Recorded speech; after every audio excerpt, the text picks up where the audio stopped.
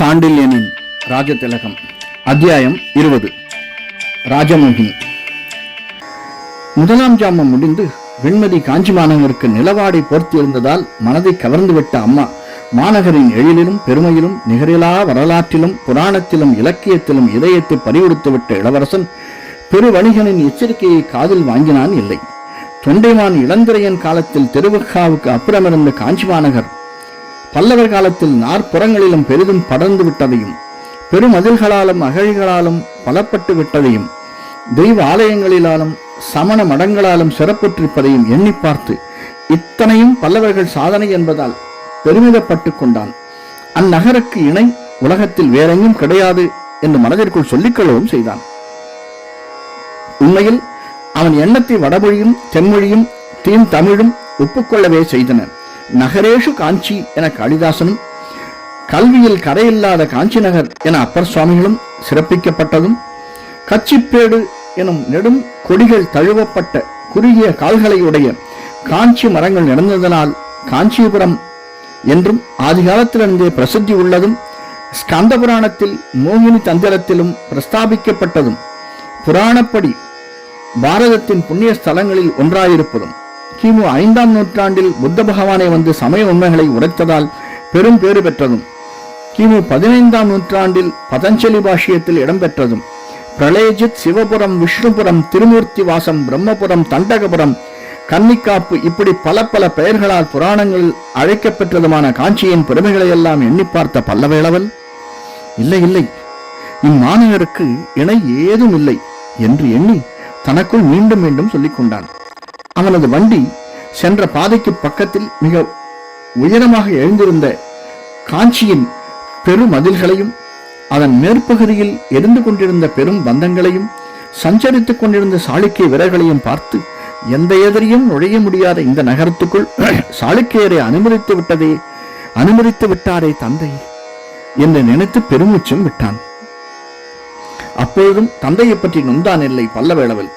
போரின் வெறியில் காஞ்சியின் செல்வச் செல்வங்களும் சிற்ப செல்வங்களும் மற்றைய சிறப்புகளும் பெரும் சோலைகளும் அழிக்கப்படாமல் இருப்பதற்காக அவர் செய்த தியாகத்தை எண்ணி மகிழவே செய்தான். முதல் ஜாமம் முடிந்து 2ஆம் ஜாமம் துவங்கிவிட்ட அந்த வேளையிலும் காஞ்சி மாநகர் விழித்துக் கொண்டுதான் இருந்தது. எங்கும் அபரிமிதமான சாளுக்கிய வீரர்கள் நடமாட்டம் இருந்து கொண்டிருந்தாலும் ஆங்காங்கு இருந்த வீரர்கள் வீடுகளில் வீணை போன்ற நரம்பு தந்தைகளுள்ள வாத்தியங்களின் இசை ஒலிகளும் பரத்தையர் இல்லங்களின் நாட்டியம் பழகும் அழகு மங்கையரின் காற்சலங்கை ஓசைகளும் காதில் விழுந்து கொண்டுதான் இருந்தன. அவ்வப்பொழுது அவனது வண்டிக்கு எதிரிலும் பக்கங்களிலும் சாளுக்கிய வீரர்களின் ரதங்கள் வந்து போய் கொண்டிருந்தாலும் வணிகர் வண்டியில் சஞ்சாரமும் கூடவே இருந்து கொண்டிருந்தது. இரவு ஏறிவிட்டதை முன்னிட்டு மக்கள் நடுமாட்டம் அதிகமாக இல்லை என்றாலும் நீண்ட நேரம் இரவில் அலுவல் புரியும் பணியாட்கள் வேலை பலர் முடிந்து இல்லங்களுக்கு விரைந்து கொண்டிருந்தனர். இவற்றையெல்லாம் கண்ட பல்லவேளவல் சாளுக்கிய மன்னன் அத்தனை ஆக்கிரமிப்பிலும் மக்களின் சாதாரண வாழ்க்கையை கெடுக்காமல் வைத்திருப்பதை எண்ணி அவனை பாராட்டவும் செய்தான். விக்கிரமாதித்தனும் நல்ல ரசிகனாயிருக்க வேண்டும், இல்லையேல் படைய ஆக்கிரமிப்பில் எந்த நகரமும் அச்சத்திலும் அதனால் ஏற்படும் பயங்கர அமைதியிலும் அல்லவா சிக்கி கிடக்கும் என்று தனக்குள் சொல்லிக் கொண்டான். இத்தனையிலும் ஆங்காங்கு அணிவகுத்து புறவைகளில் நின்று கொண்டிருந்த இரா காவலர்களின் எச்சரிக்கையை பார்த்த பல்லவேளவல் எந்த நிமிஷத்திலும் தனது வண்டி நிறுத்தப்படலாம் என்பதையும் தானும் மற்றோரும் சிறை செய்யப்படலாம் என்பதையும் உணர்ந்தே இருந்தான். இருப்பினும் பெருவணிகன் ஆட்சேபித்த அப்பாதை வழியை வண்டியை செலுத்தினான். அதை மீண்டும் எதிர்த்து பேச முற்பட்ட பெருவணிகன், திருவக்காவுக்கு போக வேண்டுமானால் கிழக்கு கோட்டை வாயிலிருந்து நேர் கீழேயுள்ள பெருஞ்சாலையில் செல்ல வேண்டும். ஆம் பெருவணிகரே என்று ஒப்புக்கொண்டான் பல்லவேளவல். அப்படியானால் ஏன் மதிலோரமாக தெற்கே செல்லுகிறீர்கள்? தெற்கு சாலை கோடியில் கொல்லர் விடுதிகள் இருக்கின்றன அல்லவா? ஆம், அங்குள்ள ஆயுத பட்டறைகளை தாண்டினால் ஆயுத கொட்டடி இருக்கிறது. ஆம், அங்கு உங்களை எல்லாம் இறக்கி விடுகிறேன். இறக்கிவிட்டால் நீங்கள் ஆயுத கொட்டடிக்கு அருகில் இருக்கும் அரண்மனை சத்திரத்தில் தங்கலாம். இதை கேட்ட பெருவணிகன் வியப்புற்றான். அரண்மனையின் தெற்கு பகுதி சத்திரம் இப்போது சாளுக்கியர் வீரர்கள் கண்காணிப்பில் இருக்கிறதே என்றான். அதை கவனித்த இளவரசன் அங்கு இந்திரவர்மரை யாருக்கும் தெரியாது. மாறுவேடத்தில் இருப்பதால் பலபத்திரையிலும் சாளுக்கிய வீரர்கள் அடையாளம் கண்டுகொள்ள முடியாது. மைவிழி யாருக்கும் தெரியவே தெரியாது. ஆகையால் நீங்கள் தைரியமாக அங்கு தங்க முடியும். அங்கு நீங்கள் சென்றதும் சத்திர காவலன் உங்களை கவனித்துக் கொள்வான். உங்களை எப்படி காப்பது என்பது அவனுக்கு தெரியும் என்று கூறினான். பெருவணிகன் தீவிர யோஜனையில் இருந்தான். பிறகு, இளவரசே, இது பெரிய விஷப்பரீட்சை. சாளுக்கியரால் சதா கண்காணிக்கப்படும் பொது சத்திரத்தில் இவர்களை அழைத்துச் செல்வது பெரும் அபாயம். தவிர கோட்டை வாயிலுள்ள உள்ள சாளுக்கிய வீரர் மீண்டும் என்னை தேடி வந்து நான் சத்திரத்தில் இருப்பதை அறிந்தால் அந்த உப தளபதியை பற்றி கேள்விகள் வரும். அதற்கு நான் என்ன பதில் சொல்லட்டும் என்று கேட்டான். உபதளபதி வண்டியில் மேலே ராஜவீதிக்கு சென்று விட்டதாக கூறிவிடு என்று பதில் சொன்னான் இளவரசன். அவரை அங்கு தேடி அவர் இல்லாவிட்டால் இருப்பார். எப்படி? இவரையும் அழைத்துக் கொண்டுதான் நாங்கள் ராஜவீதிக்கு போகப் போகிறோம். நாங்கள் என்றால் நானும் யாங்சின்னும். இதை கேட்ட பெருவணிகன் அதிர்ச்சியின் உச்சத்திற்கே சென்று விட்டான். நீங்கள் மேலை ராஜவீதிக்கு சென்றால் அதை தாண்டி செல்வது மிக கஷ்டம். மேலை ராஜவீதியை தாண்டாமல் அங்கேயே இருந்து விடுகிறேன். இளவரசன் நோக்கிய பெருவணியன் முகத்தில் ஈயாடவில்லை. அந்த வீதியில் எத்தனை முறை தாங்கள் புறவியில் உலா வந்திருக்கிறீர்கள்? எத்தனை முறை தாங்கள் ரதங்கள் புரண்டோடு இருக்கின்றன?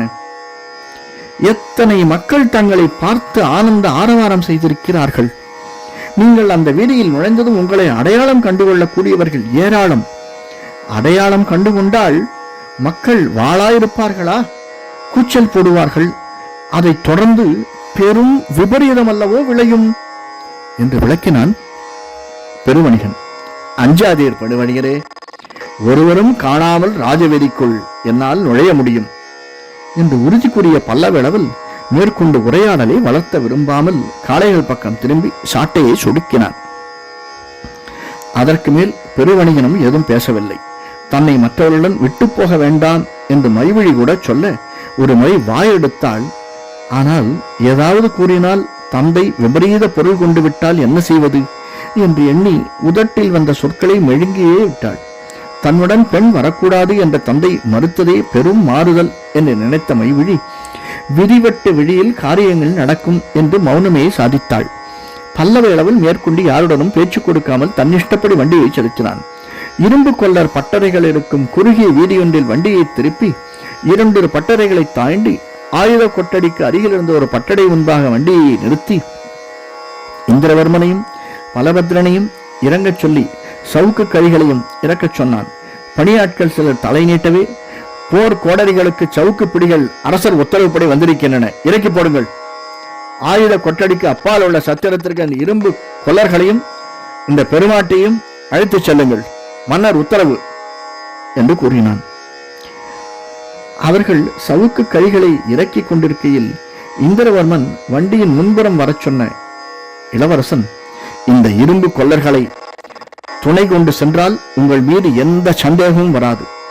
சத்திரத்தில் தங்குங்கள், நாளைக்குள் உங்களை சந்திக்கிறேன் என்று கூறிவிட்டு மைவழியையும் வண்டியிலிருந்து இறக்கிவிட்டு மீண்டும் காளைகளை முடுக்கினான்.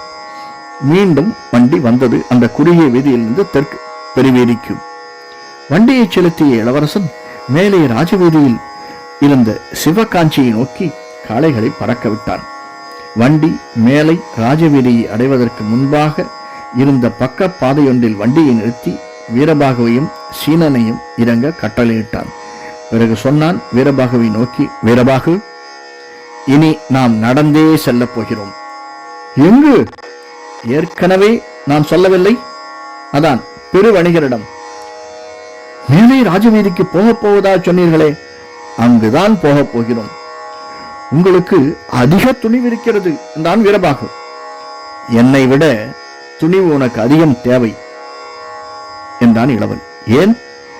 எந்த வினாடியிலும் நீ இறந்து விடலாம். எதற்காக? எங்களை காட்டிக் கொடுப்பதற்காக. காட்டிக் கொடுப்பதாக யார் சொன்னது?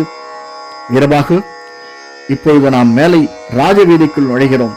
2ஆம் ஜாமம் முற்றிக் கொண்டிருப்பதால் மக்கள் நடமாட்டம் ராஜவீதியில் அதிகம் இருக்காது. வீரர்கள் நடமாட்டம் இருக்கும். ஆகவே நாம் அங்குள்ள பெரு மாளிகையை ஒட்டி விழுந்திருக்கும் நிழல்களில் ஒதுங்கி ஒதுங்கி செல்வோம். அப்படியும் ஒருவேளை உன்னை யாராவது ஓரிரு வீரர்கள் பார்த்துவிட்டால் அவர்களை போகச் சொல்லி கம்பீரமாக சைகை செய்துவிடு. யாராவது தடை செய்தால் உன் உயிர் சிட்டுக்குருவி போல் ஆகாயத்தை நோக்கி பறந்துவிடும் என்று எச்சரித்துவிட்டு வீரபாகுவுடன் கைகோர்த்து கொண்டு இணைந்து வரும்படி சீனனையும் உத்தரவிட்டு தான் முன்னால் நடந்து சென்றான். தன் முகம் தெரியாதிருப்பதற்காக தலை முண்டாசை அரை முகம் வரை மறையும்படி இறக்கிவிட்டு கொண்டான். இப்படி ராஜவீதியை அடைந்ததும் அந்த மாளிகையின் தாழ்வரை நிழல்களில் ஒதுங்கி ஒதுங்கி யார் கண்களிலும் அதிகமாக படாமல் மறைந்து நடந்து அந்த பெருவீதியில் மேலண்டைக்கு அடியில் இருந்த ஒரு சிறு மாளிகையை அடைந்தான் பல்லவேலவன். சிறிதும் சத்தம் செய்ய வேண்டாம், மெல்ல நடந்து வாருங்கள் என்று பின்னால் வந்தவர்களை எச்சரித்துவிட்டு அந்த மாளிகையின் முன் தாழ்வரையை கடந்து மாளிகையின் பெரும் கதவில் இருமுறை லேசாக தட்டினான்.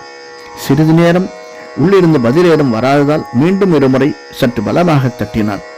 உள்ளே எங்கோ இரு பெரும் கதவுகள் திறக்கப்பட்ட ஒலி கேட்டது. அதையடுத்து முதல் பெரும் கதவுக்கு அப்பால் இருந்து ஒரு குரல் வினவியது, யார் அது என்று. அந்த குரலை கேட்டதும் இளவரசன் முகத்தில் சந்தேக சாயை படர்ந்தது ஒரு வினாடி. பிறகு ஏதோ முடிவுக்கு வந்தவன் போல் தலையை அசைத்து சிற்பி என்று பதில் கூறினான் சற்று இறைந்து.